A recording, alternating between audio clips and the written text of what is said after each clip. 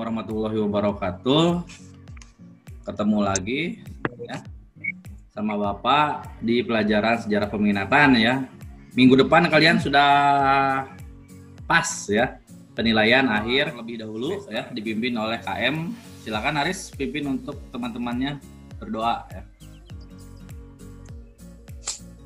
Sebelum kita belajar, alangkah baiknya kita berdoa. Berdoa dalam hati mulai. Jangan lupa untuk melaksanakan presensi ya yang udah Bapak share di dalam Google Classroom. Jangan lupa untuk melakukan presensi. Dan lagu Indonesia Raya ya bersama-sama.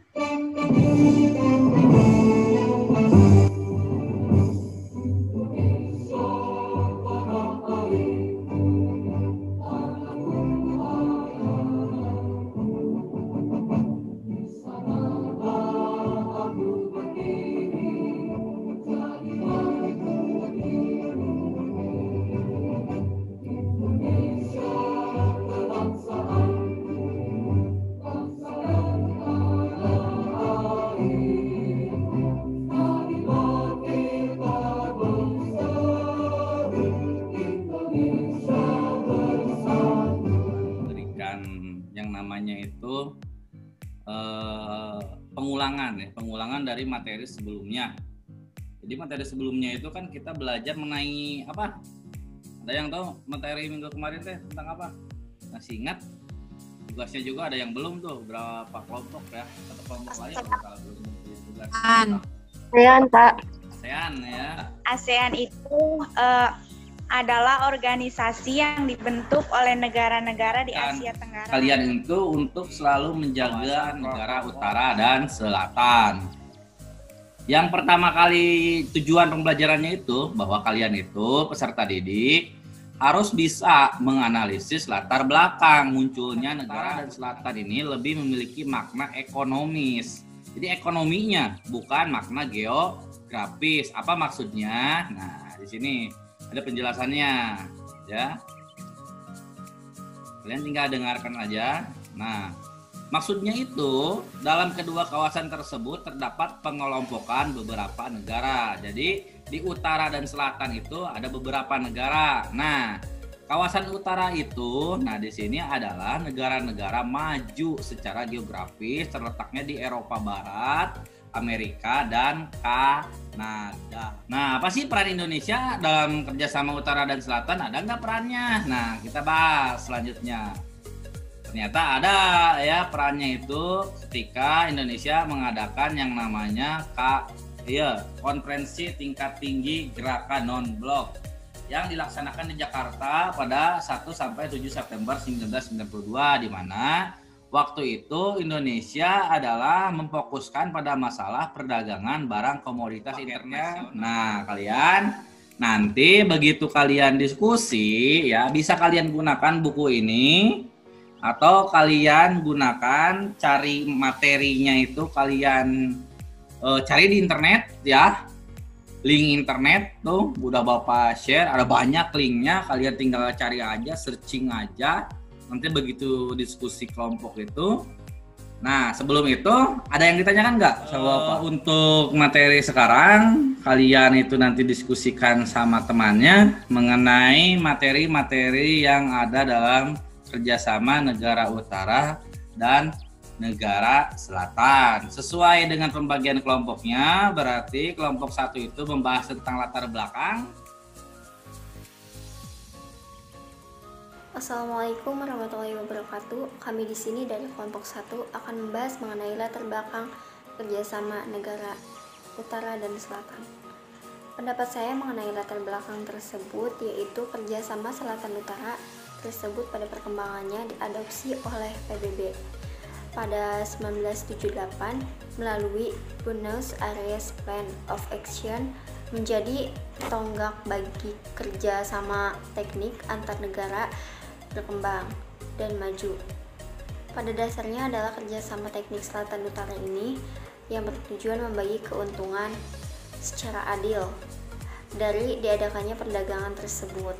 Namun kenyataannya memang tidak adil. Latar belakang kerjasama negara-negara kawasan utara dan selatan karena adanya negara-negara pada era pasca Perang Dingin sudah tidak berkelompok lagi berdasarkan ideologi atau liberalisme atau komunisme, tetapi berdasarkan tingkat kapasitas perekonomian. Oleh karena itu muncullah konsep negara maju dan negara berkembang atau negara-negara kelompok utara. Pada saat konferensi tingkat tinggi gerakan non-blok yang ke-10 dijadikan pada 1-7 September 1992, Indonesia menjadi tuan rumah sekaligus ketua dari gerakan non-blok.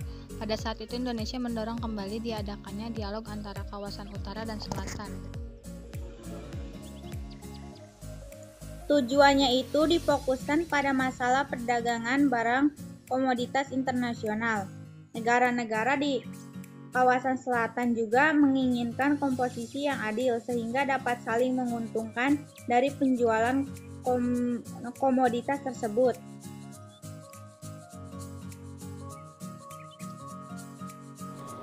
New Partnership for Development atau kemitraan bagi perkembangan, sehingga perlu juga diadakannya dialog antara selatan dengan selatan.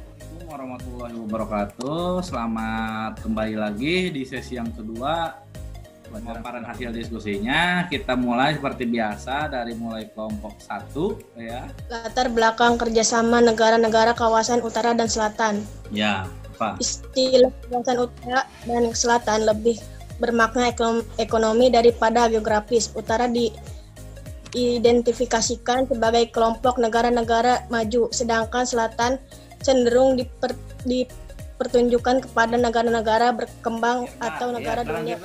Terangkan hasil diskusinya tadi kelompok tadi, Firda, kelompok 2. Negara-negara kawasan utara ini tergabung dalam Group of Seven atau G7. Ada Amerika Serikat, Inggris, Kanada, Prancis, Italia, Jerman, dan satu negara Asia yang masuk ke dalamnya adalah Jepang. Kalau kawasan selatan, negara-negara tergabung ke dalam kelompok 77 atau G77.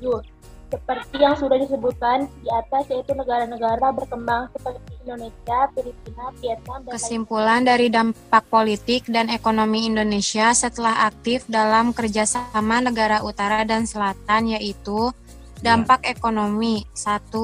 Indonesia meningkatkan daya tawar negara-negara selatan dan memperbaiki perekonomian Indonesia dalam hal perdagangan.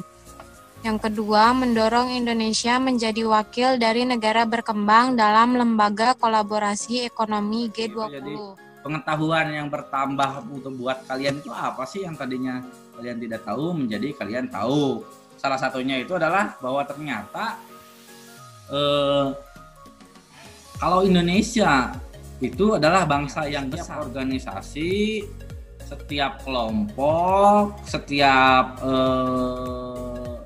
kawasan yang dimasuki oleh Indonesia pasti wilayah tersebut akan selalu dihargai oleh negara-negara lainnya. Wah, kalian untuk mengisi namanya tes formatif ya. Tes formatif itu nanti soalnya di dalam Google Form. Jangan lupa tugas mind mappingnya sama kayak minggu-minggu kita mengakhiri pembelajaran hari ini. Marilah kita membaca doa bersama-sama. Baca doa dalam hati mulai. Untuk mengerjakan tugasnya, lalu LKPD-nya juga jangan lupa. Kalau nggak ada yang tanyakan, dicukupkan aja. Wabillahi taufiq wal hidayah. Wassalamualaikum warahmatullahi wabarakatuh. Waalaikumsalam warahmatullahi wabarakatuh. Waalaikumsalam warahmatullahi wabarakatuh. Ya, selamat siang, selamat melaksanakan BDR yang selanjutnya. Jangan lupa untuk selalu jaga protokol kesehatan dan jangan lupa juga kalian untuk melaksanakan tugasnya ya. Itu ya. Jadi Bapak silakan untuk meninggalkan Zoom.